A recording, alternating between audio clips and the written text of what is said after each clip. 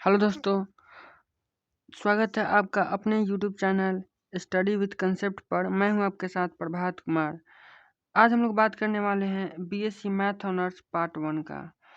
और इसमें पेपर 1 और ग्रुप सी में आता है ट्रिग्नोमेट्री। और इस ट्रिग्नोमेट्री को आज हम लोग स्टार्ट करने वाले हैं। ठीक है, इस ट्रिग्नोमेट्री से 3 क्वेश्चंस पूछे जाते हैं और एक क्वेश्चन आपका 16 मार्क्स का होता है, तो टोटल इससे 48 मार्क्स के क्वेश्चंस पूछे जाते हैं। ठीक है, तो हम देख लेते हैं कि इस ट्रिगोनोमेट्री का सिलेबस क्या क्या है, हमको क्या क्या पढ़ना है। तो ये सारे टॉपिक हमको पढ़ने हैं। तो इसका पहला टॉपिक आता है डी मॉर्गन्स थ्योरम। तो आज की लेक्चर में, आज की वीडियो में हम लोग डी मॉर्गन्स थ्योरम को पढ़ेंगे और बाकी इसका एक एक करके हम वीडियो बनाएंगे। जितना हो सकता है डिटेल में जाने का जाएंगे और क्वेश्चंस भी बनाएंगे। बहुत सारे इसके वीडियो आएंगे। ठीक है, तो फिलहाल इस वीडियो में हम डी मॉर्गन्स थ्योरम का प्रूफ देखेंगे और उसका स्टेटमेंट देखेंगे। ठीक है, जो कि बार बार पूछा जाता है और लगभग हर एक साल गैप करके पूछा जाता है, एक एक साल गैप करके। तो चलिए हम लोग स्टार्ट करते हैं डी मॉर्गन्स थ्योरम। ठीक है, तो डी मॉर्गन्स असल में एक वैज्ञानिक का नाम है जिनका पिक्चर आप फोटो में देख सकते हैं। और इनका जन्म फ्रांस में हुआ था। और ये थ्योरम जो लिखे थे डी मॉर्गन्स थ्योरम, ये लंदन में लिखे थे। मतलब फ्रांस में इनका जन्म हुआ, ये लंदन गए थे और वहीं पर एक थ्योरम लिखे थे जिसका नाम इनके नाम पर रखा गया डी मॉर्गन्स थ्योरम। ये क्या है आगे हम समझेंगे। तो इस वीडियो में हम समझेंगे बेसिक कंसेप्ट एंड फैक्ट। मतलब डी मॉर्गन्स थ्योरम को समझने के लिए कुछ हमको बेसिक कंसेप्ट, छोटे छोटे बात जानने होते हैं, उसको हम देख लेंगे पहले। उसके बाद स्टेटमेंट, मतलब इस थ्योरम में क्या कहा गया है, और उसके बाद इसका प्रूफ देखेंगे जो कि सबसे मेन है। और ये जो थ्योरम है ये मोस्ट इम्पोर्टेंट है, हर एक साल गैप करके लगभग पूछा ही जाता है। ठीक है, तो चलिए देखते हैं। सबसे पहले हम जानते हैं 11th में हम लोग पढ़े हैं कि a plus iota b complex number की डिनोट करता है। मतलब कॉम्प्लेक्स नंबर को डिनोट करने का तरीका होता है a प्लस आयोटा बी, इसको लिखने का स्टाइल होता है। और इसी को cos x plus iota sign x लिख देते, बोलते हैं कि इसको ट्रिगोनोमेट्रिक फॉर्म में हम बदल दिए, व्यक्त कर दिए।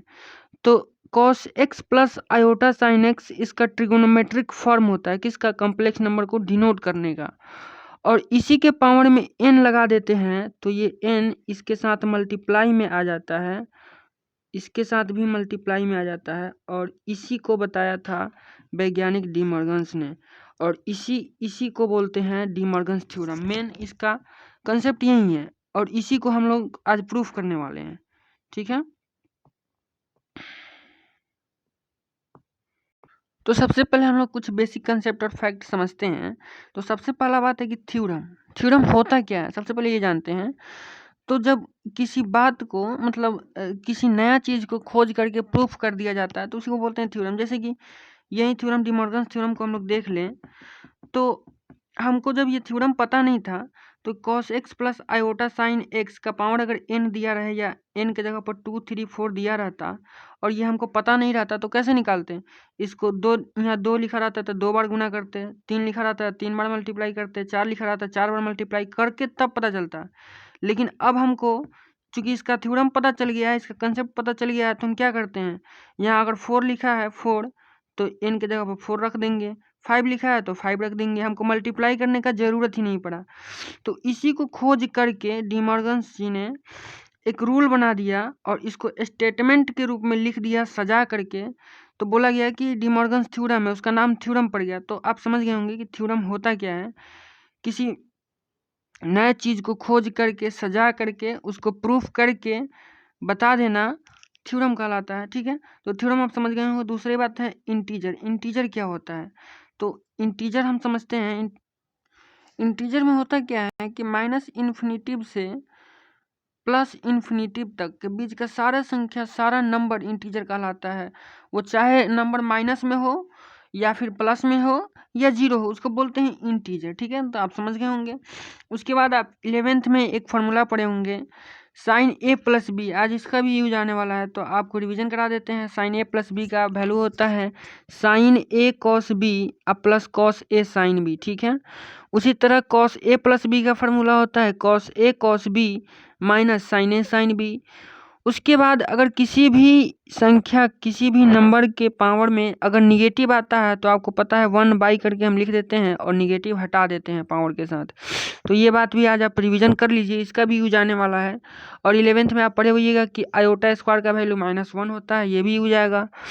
उसके बाद आप 11th में ये भी पढ़े होंगे कि साइन माइनस थीटा बराबर माइनस साइन थीटा होता है, और कॉस माइनस थीटा बराबर कॉस थीटा होता है। कॉस में माइनस प्लस में हो जाता है, माइनस खत्म हो जाता है, और सेक में भी हो जाता है, लेकिन हमको यहाँ सेक का यूज नहीं आने वाला है, कॉस का आने वाला है, इसलिए हम आपको केवल कॉस बताए हैं। और दूसरी बात ये तो आप बचपन से ही पढ़ते आ रहे हैं, sine square theta plus cos square theta बराबर 1 होता है। एक चीज आपको मिलेगा nth रूट ऑफ x, मान लिए अगर दिया है, मतलब x का nth रूट निकालने को बोलेगा, तो इसका मतलब होता है x का पावर 1/n, ठीक है। इसी तरह अगर 10th रूट ऑफ y पूछे, मतलब y का 10वां रूट बताइए, तो y का पावर 1/10, ठीक है। तो इस कंसेप्ट का भी यूज आने वाला है, इसलिए आपको पहले ही हम बता दिए सारे कंसेप्ट, प्रूफ में इसका यूज आएगा, ठीक है।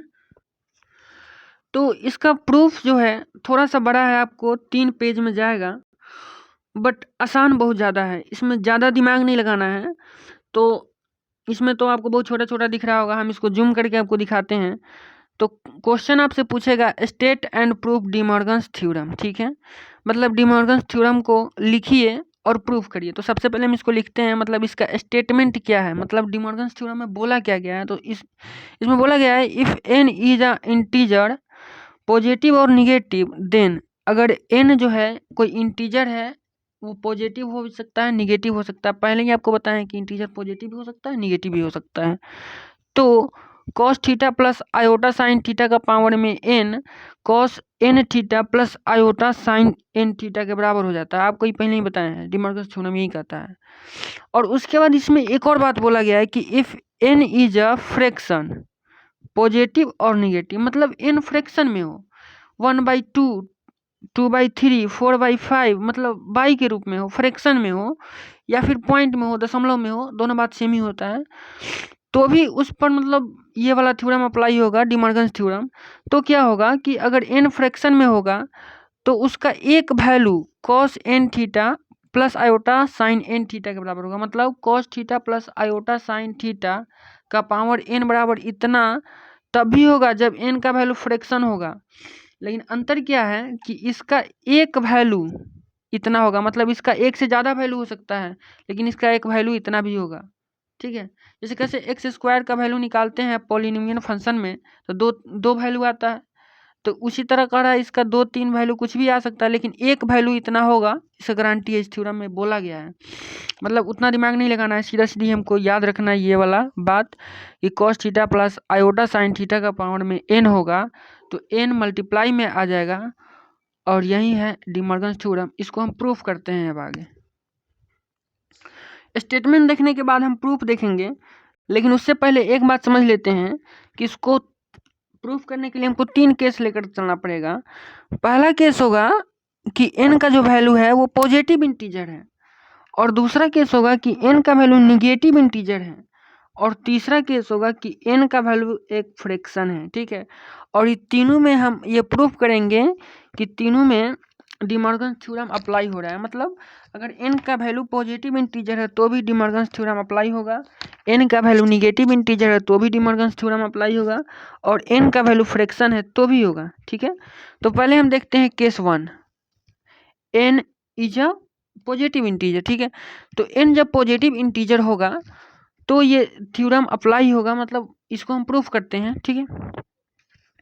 तो एक्चुअल मल्टीप्लिकेशन से हम क्या करेंगे, cos theta 1 plus iota sine theta 1 और फिर into cos theta 2 iota sine theta 2, इसको मल्टीप्लाई करेंगे, और मल्टीप्लाई करके हम पाएंगे कि इतना आया, मतलब cos थीटा 1 प्लस थीटा 2 और iota sine theta 1 plus theta 2। ये आप मल्टीप्लाई तो कर ही सकते हैं बीच में, ये तो बताना नहीं पड़ेगा, ठीक है। उसके बाद फिर अगेन हम इसको 3 बार मल्टीप्लाई करेंगे, थीटा 1 थीटा 2 और थीटा 3 लेकर, सेम, ठीक है। मल्टीप्लाई करने तो आपको आता ही होगा, इतना तो बताना नहीं पड़ेगा। उसके बाद हम पाएंगे कि ये इसको तो हम मल्टीप्लाई करेंगे, तो इसका मल्टीप्लाई करेंगे और इसका वैल्यू यहाँ रख देंगे, मतलब ये वाला वैल्यू तो पीछे मल्टीप्लाई किए थे ना, सीधा रख दिया, उसके बाद इतना से मल्टीप्लाई कर दिए, और इसको मल्टीप्लाई करने पर हम पाएंगे कि इतना आ गया, ठीक है, तो क्या हो रहा है, हम θ1 लिए थे और θ2 लिए थे तो दोनों ऐड हुआ था। अब 3 गो थीटा लिए थे, तीनों ऐड हो रहा है। 4 गो लेंगे तो चारों ऐड होगा, 5 गो लेंगे तो पांचों ऐड होगा। इस तरह हम कह सकते हैं कि θ1 θ2 से लेकर θn तक लेंगे तो क्या होगा, θ1 θ2 और θ3 θ4 ऐसे करते θn तक ऐड हो जाएगा, फिर यहाँ भी ऐड हो जाएगा। तो हम देख रहे हैं कि जितना ज़्यादा बार ले रहे हैं उतना ज़्यादा ऐड होते जा रहा है। तो अगर हम n टाइम्स लेते हैं तो n बार ऐड होगा, n बार ऐड होगा मतलब n थीटा हो जाएगा। अगर ये पूरा आपस में बराबर हो जाए, θ1 θ2 और θ3 तो और θn तक ये सारा का सारा बराबर हो तो क्या कहेंगे कि सारा थीटा के बराबर हो तो क्या कहेंगे, अगर सबको ऐड करना हो तो n थीटा हो गया, यही ना होगा। सिंपल सा बात समझिए, यहाँ जब हम 2 बार गुना किए हैं, 2 बार मल्टीप्लाई किए हैं, अगर हम इसमें मान के चले कि θ1 और θ2 इक्वल है तो क्या होगा, जैसे कि हम यहाँ लिए हैं इसको मल्टीप्लाई किए, अगर θ1 और θ2 इक्वल रहता तो यहाँ कितना हो जाता, 2 थीटा हो जाता। अरे भाई होता ना, θ1 और θ2 इक्वल है तो दोनों को लिख सकते थे 2 θ1, मतलब दोनों इक्वल हो, चाहे थीटा के बराबर हो तो 2 हो जाएगा। उसी तरह जब यहाँ 3 बार थीटा लिए हैं तो यहाँ क्या लिख सकते थे, 3 थीटा। अगर ये तीनों थीटा के बराबर हो जाए तो यहाँ हम कितना लिखेंगे, 3 थीटा।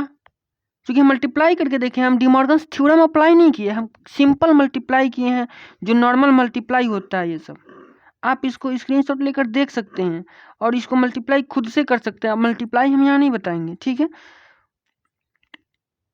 तो उसी तरह हम इसको n टाइम्स लेंगे तो क्या होगा, n बार थीटा को ऐड करेंगे तो n बार ऐड करेंगे तो n थीटा नहीं हो जाएगा। तो इसी बात को यहाँ लैंग्वेज में लिखा गया है कि हम बराबर ले रहे हैं, θ1 बराबर θ2 बराबर θ3 बराबर θn और बराबर में थीटा ले रहे हैं तो इसका पावर n करेंगे तो यहाँ n आ जाएगा। और इसके लिए हम डिमॉर्गन्स थ्योरम अप्लाई नहीं किए हैं, हम सीधा मल्टीप्लाई करके किए हैं, ठीक है।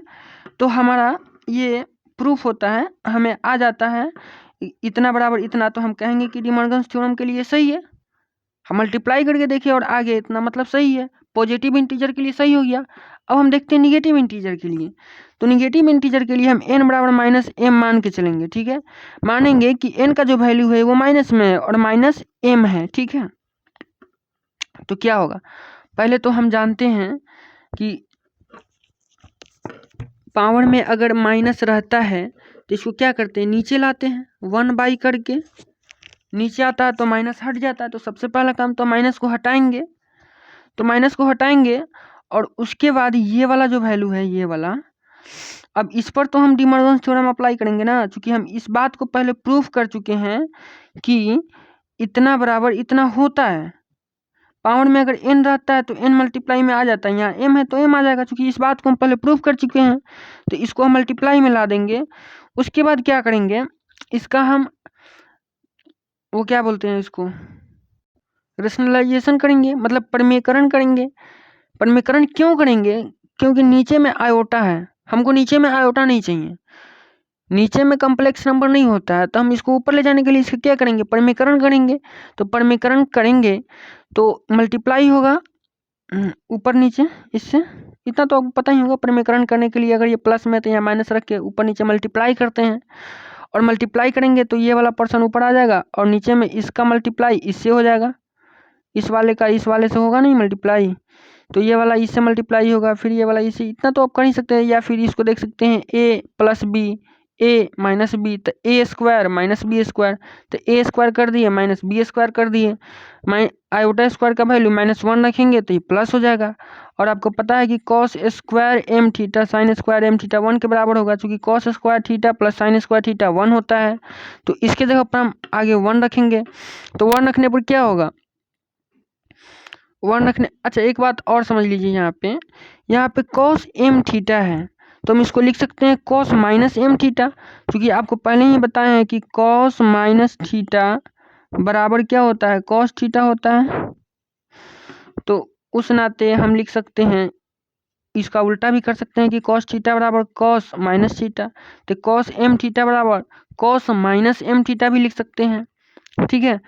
और उसके बाद जो यहाँ यहाँ माइनस साइन एम थीटा है, इसको सेम रखेंगे, ठीक है। तो कॉस माइनस एम थीटा और माइनस साइन एम थीटा, तो इस वाले माइनस को भी हम अंदर भेज सकते हैं और यहाँ प्लस कर सकते हैं, क्योंकि साइन माइनस थीटा बराबर क्या होता है, माइनस साइन थीटा, ठीक है। तो इसके अंदर भी माइनस भेज दिए। अब देख सकते हैं आप एक बात कि यहाँ माइनस एम आपको दिख रहा है और यहाँ भी माइनस एम दिख रहा है, ठीक है, दोनों जगह। और माइनस एम किसके बराबर है, एन के बराबर है, तो क्या लिखेंगे, कॉस एन थीटा, यहाँ भी लिखेंगे साइन एन थीटा। तो फाइनली बात क्या निकल के आया कि cos plus iota sine theta, cos theta plus iota sine theta का पावर एन लिए थे और ये आ गया बराबर किसके, cos N theta plus iota sine n theta के बराबर आ गया। तो हम कहेंगे कि माइनस इंटीजर के लिए भी, मतलब निगेटिव नंबर के लिए भी ये थ्योरम क्या है, सही है, प्रूफ हुआ, ठीक है। अब आगे हम देखेंगे फ्रैक्शन के लिए।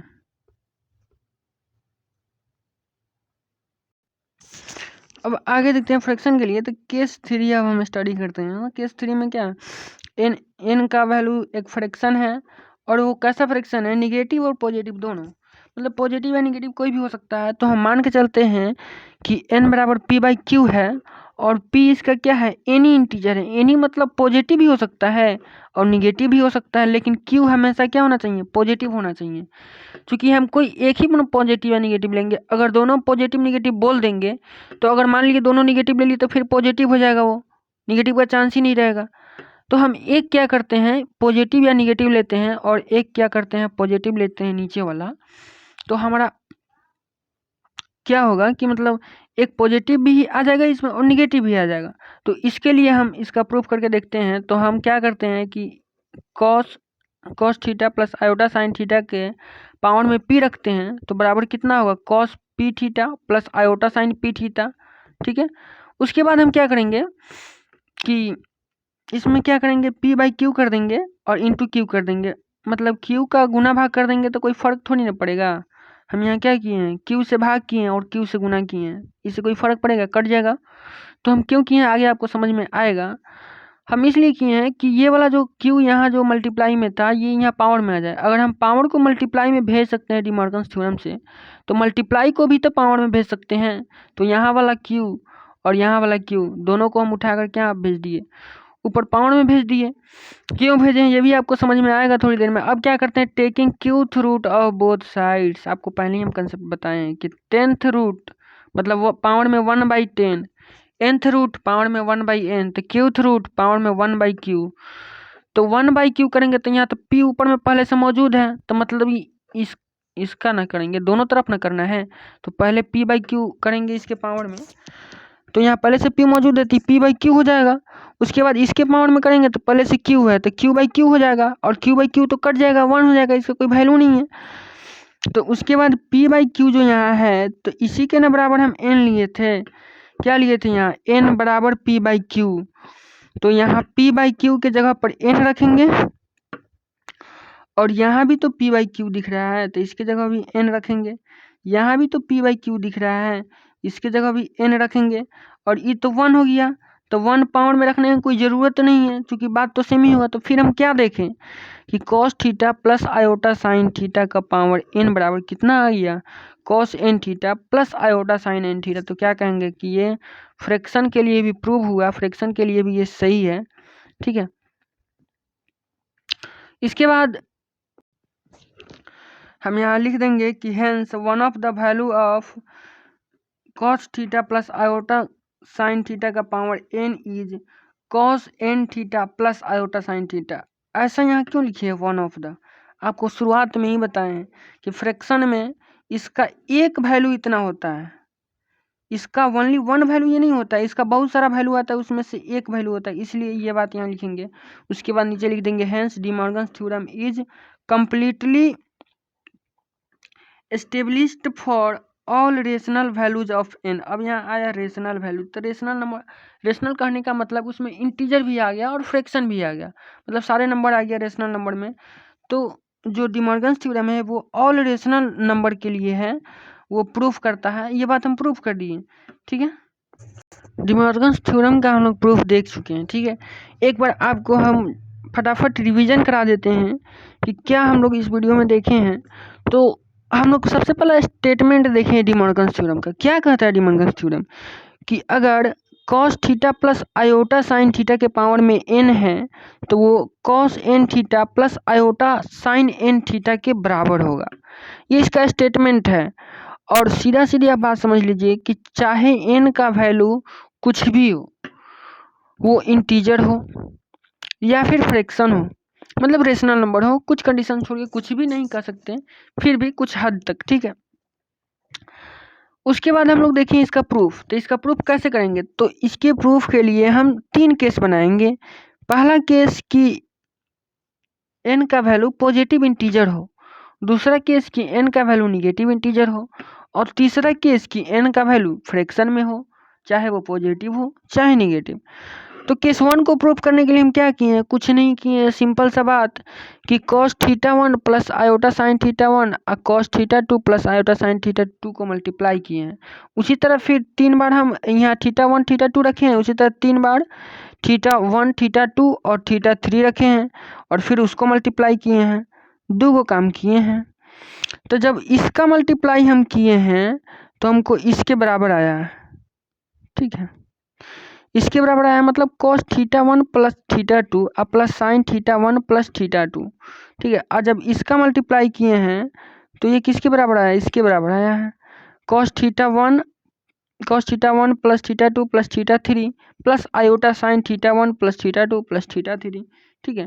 तो हम क्या देखे हैं कि हम जितना थीटा ले रहे हैं उतना प्लस में आ जा रहा है। तो हम क्या किए हैं, मान लीजिए कि सारे थीटा क्या है, इक्वल है, और वो कितने थीटा है, n तक है, n थीटा है। तो n बार हम इसको मल्टीप्लाई करते तो उसका सीधा सीधी हम पावर में लिख दिए हैं कि पावर में n है, इसके n बार अगर हम मल्टीप्लाई करें या फिर उसके पावर में n लिख दें, बात तो सेम ही है। अगर हम a को n बार मल्टीप्लाई करें, a को n बार मल्टीप्लाई करते जाएं या फिर हम इसके पावर में सीधा n लिख दें, तो दोनों बात तो सेम ही है। इसीलिए हम क्या किए हैं कि इस cos theta plus iota sine theta को n बार मल्टीप्लाई नहीं करके इसके पावर में n लिख दिए हैं, और हमको पता है कि इसके पावर में n लिखे हैं तो इसका मल्टीप्लाई करने पर कितना आएगा, n थीटा आएगा, और ये भी n थीटा आएगा। चूंकि हम थीटा को n बार ऐड करेंगे तो n थीटा ही ना होगा। तो इस प्रकार से हम कहे हैं कि पॉजिटिव इंटीजर के लिए तो ये प्रूफ हो गया, चूंकि इतना के बराबर आ गया, ठीक है। उसके बाद हम इसको निगेटिव इंटीजर के लिए प्रूफ किए केस 2 लेकर के, ठीक है। तो केस 2 लेकर के तो मतलब इसको प्रूफ किए हैं। तो इसमें करना कुछ नहीं है, एक छोटा सा कंसेप्ट याद रखना है कि किसी भी संख्या के पावर में अगर माइनस रहता है तो वो नीचे आ जाता है, 1/, करके आ जाता है और माइनस ख़त्म हो जाता है। बस इतना ही सा कंसेप्ट लगाए हैं और उसके बाद क्या किए हैं, इसका परिमेयकरण कर दिए हैं, और उसके बाद परिमेयकरण करने के बाद इसको सॉल्व कर लिए हैं और ये खुद ही आ गया इतना के बराबर, ठीक है। क्या किए कि आप डिटेल से देख सकते हैं, यहाँ रिवीजन करा रहे हैं, ठीक है। उसके बाद केस 3 में क्या किए हैं, फ्रैक्शन ले लिए हैं, n बराबर p/q मान लिए हैं और इसका पावर में p कर दिए हैं और p को मल्टीप्लाई में ला दिए हैं डी मॉर्गन थ्योरम से, और ऊपर नीचे q से मल्टीप्लाई किए हैं, और उसके बाद qth रूट ले लिए हैं, और उसके बाद ये आ गया फिर इतना के बराबर। बस ज़्यादा कुछ नहीं। उसके बाद हैंस करके लैंग्वेज लिख देना, थोड़ा सा हो गया, प्रूफ हो गया। और ये आपके बोर्ड में पूछता है मतलब एक क्वेश्चन 16 नंबर का होता है बोर्ड में, लेकिन एक में 2 क्वेश्चन रहता है। जैसे मान लीजिए अगर मतलब 16 नंबर का जो क्वेश्चन पूछता है उसमें 2 क्वेश्चन रहता है, सारे क्वेश्चन में 2-2 रहता है। तो एक में ये पूछता है, मान लीजिए ये 8 नंबर का होगा लगभग, ठीक है। तो ये 8 नंबर आपका कंप्लीट है बस, ठीक है। थोड़ा सा एक दो बार आप रिवीजन कर लीजिएगा। 8 नंबर आपका ये कंप्लीट है, मतलब 1 साल 2 साल गैप करके आता ही आता है, समझे, बहुत इंपॉर्टेंट है। तो मिलेंगे फिर नेक्स्ट वीडियो में। Thank you so much for watching this video. अच्छा लगे तो आप सब्सक्राइब कर सकते हैं, लाइक कर सकते हैं और कमेंट करके हमको बता सकते हैं कि वीडियो आपको कैसा लगा, पसंद आया या नहीं, और आगे किस चीज़ पर आप वीडियो चाहते हैं, ठीक है। Thank you so much.